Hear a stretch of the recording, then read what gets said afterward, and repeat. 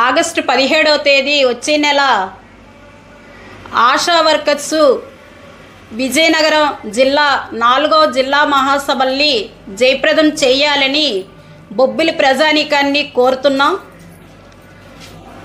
విజయనగరంలో ఉన్న ఆశా వర్కర్లందరూ కూడా ఈ జిల్లా మహాసభకి పాల్గొంటున్నారు. ఆశా వర్కర్లు పట్టణ ప్రాంతంలో, గ్రామీణ ప్రాంతంలో వైద్య సేవలు అందించడంలో కీలక పాత్ర పోషిస్తున్నారు. అందరికీ తెలిసిన విషయమే. అనేకమైన సర్వేలు, అనేకమైన పనులు, వైద్య రంగం ఈరోజు పేద ప్రజలకు అందుతుంది అంటే ఆశా వర్కర్ కీలక పాత్ర పోషిస్తున్నారు.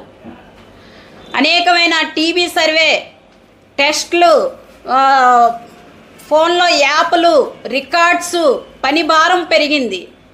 ఆశా వర్కర్లు ఈ పని ఒత్తిడి వల్ల అనేక మంది హార్ట్ అటాక్తో చనిపోతున్నారు. ఈరోజు కేంద్ర రాష్ట్ర ప్రభుత్వాలు ఈ స్కీమ్కి బడ్జెట్ కేటాయింపులు పెంచాలని, బడ్జెట్లో 6% నిధులు కేటాయించాలి. కానీ ఈరోజు అతి తక్కువ బడ్జెట్ కేటాయింపులు 1%, 2% కేటాయించి మినిమం ప్రభుత్వ హాస్పిటల్ని బలోపేతం చేయకున్నా ఈరోజు ఈ ప్రభుత్వాలు నిర్లక్ష్యం చేస్తున్నాయని రేపు మేము జిల్లా మహాసభల్లో దాని గురించి చర్చించి కేంద్ర రాష్ట్ర ప్రభుత్వాల మీద ఒత్తిడి తీసుకొచ్చి పేద ప్రజలకి వైద్యం అందాలనే ఉద్దేశం మీద మేము ఈ మహాసభల్లో కూడా ఎజెండాగా నిర్ణయం చేస్తాం. అలాగే ఆశా వర్కర్ల పనిభారం పెరిగింది, రికార్డ్స్ అని చెప్తున్నారు, యాప్లు అని చెప్తున్నారు. అసలు వాళ్ళకి నిమిషం కూడా ఖాళీ లేకున్నా 24 గంటల పాటు ఈరోజు పని చేయమని చెప్తున్నారు, పని చేస్తున్నారు. ఏ అమ్మకి ఎప్పుడు నొప్పులు వచ్చినా సరే ప్రభుత్వ హాస్పిటల్కి తీసుకెళ్ళవలసిన బాధ్యత ఆశా వర్కర్ది.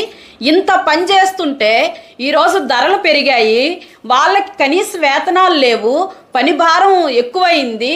అసలు వాళ్ళు చేసిన పనికి కానీ వాళ్ళకి ఇచ్చే జీతం కానీ ఎలాంటి సంబంధం లేదు. 10,000 ఇస్తున్నామని చెబుతూ 10,000 రకాల పనులు ఈరోజు ఆశా వర్కర్లతో చేయిస్తున్నారు. ఈరోజు మేము అనేకమైన పోరాటాలు చేసాం, గత ప్రభుత్వం ఉన్నప్పుడు చేసాం. దాన్ని మినిట్స్ కాపీ రాసిచ్చారు అధికారులు. ఏంటంటే మీకు రిటైర్మెంట్ బెనిఫిట్స్ ఇస్తాం, వయోపరిమితి 62 సంవత్సరాలకు పెంచుతాం, కనీస వేతనాలు ఇస్తాం అని, అలాగే మీకు సంబంధం లేని పనులు మీతో చేయించమని సర్క్యులర్లో రాసిచ్చారు. కానీ ఈ రోజుకి కూడా ఎలాంటి జీవోలు కూడా ఇవ్వకున్నా ఈరోజు ఆశా వర్కర్లతో పని చేయిస్తున్నారు. ఇది ప్రభుత్వ నిర్లక్ష్యం. దీనికోసం కూడా జిల్లా మహాసభల్లో మేము భవిష్యత్తులో ఏ విధమైన పోరాటాలు చేయాలి, భవిష్యత్తులో ఏ విధంగా ఈరోజు ఈ ప్రభుత్వం మీద ఒత్తిడి తీసుకురావాలని మేము మహాసభల్లో నిర్ణయం చేసుకొని భవిష్యత్ కర్తవ్యాలు కూడా తీసుకుంటాం. అలాగే నిర్మాణంలో కూడా కమిటీలు వేసుకుంటాం. జిల్లా కమిటీ, మండల కమిటీలు ఆల్రెడీ పిహెచ్సి కమిటీలు అవుతున్నాయి. జిల్లా కమిటీ వేసుకొని భవిష్యత్తు పోరాటానికి మేము ఈ మహాసభను ఉపయోగించుకుంటామని అందరికీ తెలియజేస్తున్నాం.